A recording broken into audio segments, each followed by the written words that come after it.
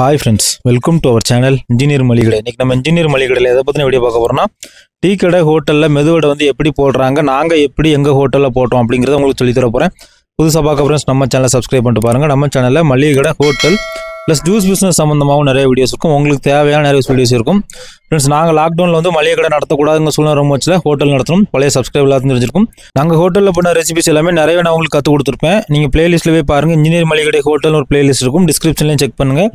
இட்லிக்கு மாவு வரைக்கிறதுலேருந்து பிரியாணி பண்ணுறது, புரோட்டா பண்ணுறது, அப்புறம் சால்னா வைக்கிறது எல்லாமே கற்றுக் கொடுத்துருப்பேன். கல்யாண மட்டன் குழம்பு, கல்யாண சிக்கன் குழம்பு, தேவையான வீடியோஸை கண்டிப்பாக பாருங்கள். ரொம்ப பிரோஜனமாக இருக்கும்.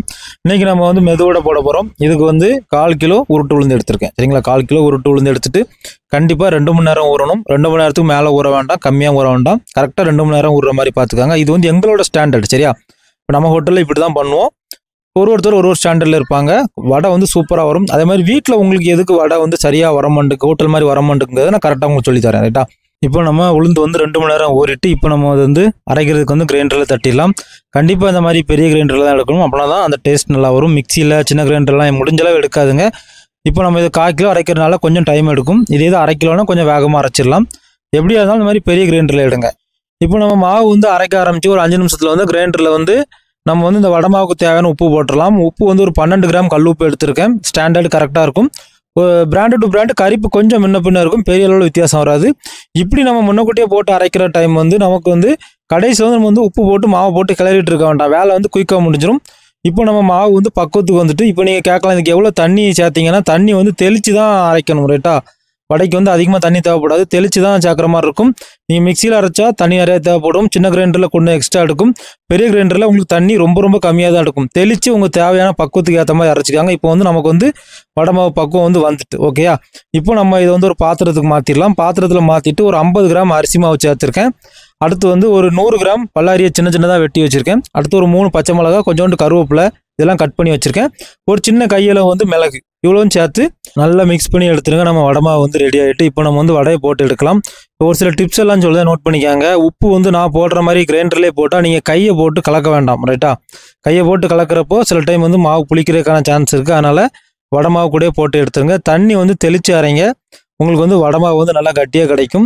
அடிஷ்னல் டிப்ஸ் என்னென்னா, கண்டிப்பாக இந்த மாதிரி ஃப்ளேம் வந்து நல்லா ஏற்றி வைக்கணும். அதாவது உங்கள் ஒரு வடை போட்ட உடனே அந்த எண்ணெயோட டெம்பரேச்சர் வந்து ட்ராப் ஆகக்கூடாது. இப்போ கமர்ஷியல் ஸ்டவ் நாங்கள் வச்சுருக்க பாத்திரத்தில் வந்து ட்ராப் ஆகாது. கடையில் வீட்டில் வந்து ட்ராப் ஆகும்.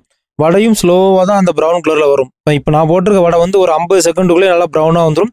மொத்தமாகவே எடுத்துடலாம். அதே மாதிரி இந்த மாதிரி ஸ்டவ்வில் போடுறப்போ ஹோட்டலில் நீங்கள் சாப்பிட்றப்போ வந்து அந்த ஆனியன் வந்து உள்ள ஃப்ரையாக இருக்க டேஸ்ட்டே டிஃப்ரெண்ட்டாக இருக்கும். வீட்டில் வந்து அந்த மாதிரி ஃப்ரை ஆகாது. மிளகு வந்து ஹோட்டலில் உள்ளே இருக்கிற மிளகை வந்து சாப்பிட்றலாம், வடையில் இருக்கிற மிளகை. ஆனால் வீட்டில் போட்டிருக்கப்போ அந்த மிளகோட காட்டம் வந்து அதிகமாக இருக்கும். காரணம் என்னென்னா, அந்த ஹீட்டை வந்து இந்த பாத்திரமும் இந்த ஸ்டவ் வந்து ட்ராப்பே ஆக விடாது. அதுதான் மெயின். நீங்களும் உங்கள் வீட்டில் இந்த மாதிரி ஹீட்டை வந்து ட்ராப் ஆக விடாமல் வச்சுட்டு கண்டிப்பாக போடுங்க. வடை வந்து சூப்பராக வரும். நான் சொன்ன பக்குவத்தில் அரைங்க. மாவு கூட வேறு எதுவுமே சேர்க்க வேண்டாம்.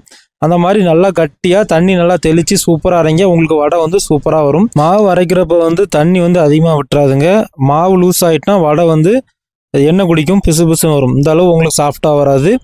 அதே மாதிரி அந்த டைமில் எவ்வளோ வடை போட போகிறீங்களோ அவ்வளோ மாவு மட்டும் அரைங்க. இப்போ போட்டுட்டு மீதமாக இருக்கிறத ஃப்ரிட்ஜுக்குள்ளே வச்சுட்டு திரும்ப போட்டால் கண்டிப்பாக அந்த வடை வந்து எண்ணெய் குடிக்கும். அது வந்து அந்தளவு குவாலிட்டியாக வராது.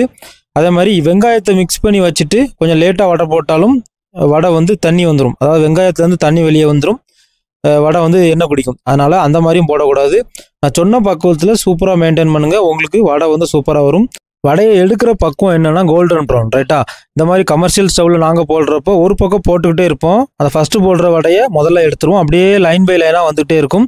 அந்தளவு வேகமாக வந்துடும். ரைட்டா, கோல்டன் ப்ரௌன் வந்தோடனே நீங்கள் ஒரு திருப்பி பரட்டி விட்டுட்டு 2 சைடும் வந்துட்டோடனே எடுத்த உடனே வடை வந்து பஞ்சு பஞ்சாக சூப்பராக இருக்கும். நம்ம போடுற வடை வந்து கண்டிப்பாக எண்ணெய் குடிக்கக்கூடாது. எண்ணெய் குடிச்சிச்சுன்னா ஏதோ ஒரு மிஸ்டேக் பண்ணியிருக்கோம். வடை மாவு அரைக்கும் போச்சில் தண்ணி அதிகமாக விட்டுருக்கோம் அப்படின்னு கூட எடுத்துக்கிடலாம். இப்போ நம்ம வடை வந்து ஃபுல்லாக போட்டு முடிச்சாச்சு. வடை வந்து சூப்பராக நல்லா பஞ்சு பஞ்சாக கோல்டன் ப்ரௌனாக அழகாக வந்திருக்கு. இப்போ நம்ம வந்து 1/4 கிலோ உருட்டு உளுந்து எடுத்திருக்கோம். நம்ம 1/4 கிலோவுக்கு வந்து 24 வடை வந்திருக்கு. ரைட்டா, கவுண்ட் பண்ணி வச்சாச்சு. வடையோட அந்த சாஃப்ட்னஸை நீங்கள் பாருங்கள். ரைட்டா, எண்ணெய் குடிச்சிருக்கான்னு பாருங்கள். எண்ணெய் வந்து எப்போவுமே குடிக்காது. நீங்கள் கீழே வந்து இந்த மாதிரி பேப்பரை விரிச்சிக்காங்க. எதுக்குன்னா செக் பண்ணுறதுக்காக தான். எண்ணெய் குடிக்கிறது அதில் குடிக்கிறதுக்காக இல்லை.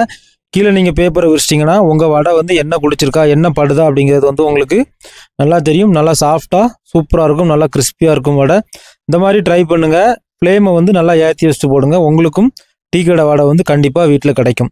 ஓகே ஃப்ரெண்ட்ஸ், உங்களுக்கு இந்த வீடியோ ரொம்ப யூஸ்ஃபுல்லாக இருந்திருக்கும் நான் நினைக்கிறேன். ஃப்ரெண்ட்ஸ் அண்ட் ஃபேமிலிக்கு ஷேர் பண்ணுங்கள். லோ இன்வெஸ்ட்மெண்ட்டில் ஒரு பிஸ்னஸ் ஸ்டார்ட் பண்ணணும், ஹோட்டல் வைக்கணும், தள்ளுவண்டி கடை வைக்கணும் அப்படின்னா நம்ம சேனலில் நாங்கள் ஹோட்டலில் நடத்துகிற ரெசிபிஸ் எல்லாம் கற்றுக் கொடுத்துருக்கேன். புரோட்டா போடுறது, சால்னா வைக்கிறேன், பிரியாணி வைக்கிறேன்னு சொல்லிட்டு தேவையான வீடியோஸை கண்டிப்பாக பாருங்கள், உங்களுக்கு பிரயோஜனமாக இருக்கும். ஃப்ரெண்ட்ஸ் அண்ட் ஃபேமிலிக்கு ஷேர் பண்ணுங்கள். தேங்க்யூ ஃபார் வாட்சிங் இன்ஜினியர் மளிகை கடை. மீண்டும் ஒரு தொழில் மற்றும் ஒரு பயனுள்ள வீடியோவில் சந்திக்கலாம்.